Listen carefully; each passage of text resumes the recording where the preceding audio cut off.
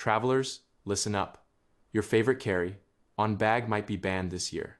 Yes, 2025 is bringing some wild new airline rules, and if you're not ready, you could end up checking your bag at the gate, or worse, paying those sky-high fees. Welcome back to Empower Your Journey, your home for travel hacks, budget tips, and ways to make flying a little less painful.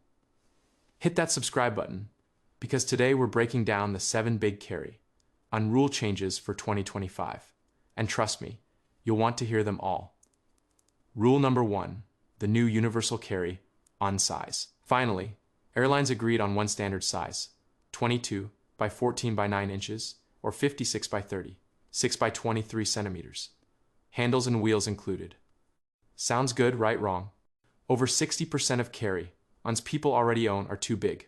That means those size.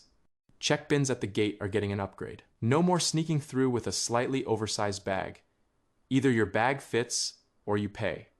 So grab a tape measure, check your bag, and if it doesn't fit, consider upgrading.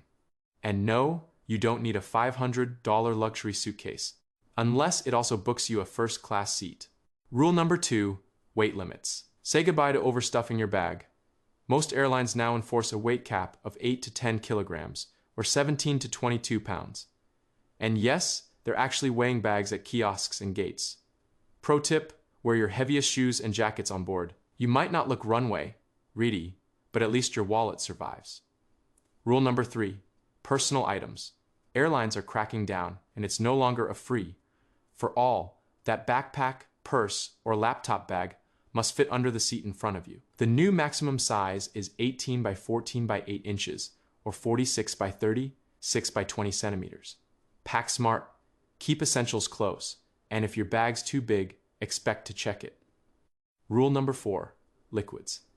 Here's the good news. The old 3-1 liquid rule is finally fading out thanks to new scanning tech. The bad news, not every airport has upgraded yet. The best strategy is to still pack small travel bottles.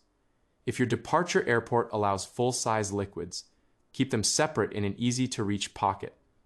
That way, if your connecting airport is stuck in the past, you can toss them without destroying your packing system. Rule number 5, electronics and batteries. Dead device equals denied boarding. If your phone, laptop, or tablet can't power on during security checks, you're not bringing it. Power banks under 100 watt-hours are fine. Between 100 and 160 watt-hours, you'll need airline approval over 160. Forget it. Most airlines also cap lithium powered devices at 15 to 20. It sounds like plenty, but count your phone, earbuds, laptop, and camera. It adds up fast. Always carry a charging cable in your personal bag. Don't let a dead battery ruin your trip. Rule number 6, smart luggage. Your smart bag might not be so smart anymore. Airlines now require built-in batteries to be removable. If you can't take it out, the bag stays behind. GPS trackers are fine if they're not lithium. Powered USB charging ports are okay as long as the battery is removable. Electronic locks are fine, but keep a backup key. If you're buying new luggage, make sure you can pop that battery out. Rule number 7, overhead bins.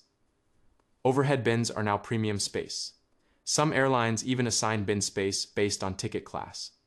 Translation, if you're flying economy, you might be stuck fighting for scraps. 2 survival hacks: board early to snag space, or skip the drama altogether by using a carry-on that fits under the seat and keeps your valuables within reach. So there you have it, the 7 major carry-on rule changes for 2025. Which one surprised you the most? Drop your thoughts in the comments. I'd love to hear your experiences. And hey, don't stop here. Check out my video on all the new travel rules of 2025 so you can stay ahead of the game. Until next time, travel smart, earn more, and live free.